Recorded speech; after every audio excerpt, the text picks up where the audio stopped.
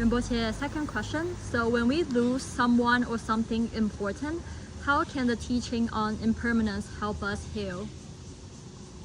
I know that when you lose someone in your life, I know that it's a very sad.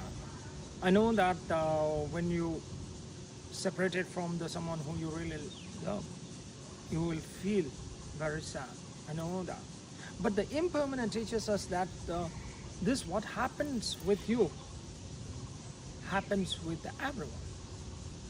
Everyone in this life, if you look at in this life and if you look in this world, everyone have lost someone they are the loved one. Everyone have lost it. So not only you. Because sometimes when you lost someone, you will just look only to yourself, that what you lost. So that's why the impermanent teaches that what it happened is one of the things that it's impermanent is a universal law. When you lost someone really whom you love, it's not only you, everyone. So that's why I always tell the one thing that whatever the things, the bad things that happens with you, you will always ask yourself that why me? When you win a $1 million lottery, you will never ask yourself that why me?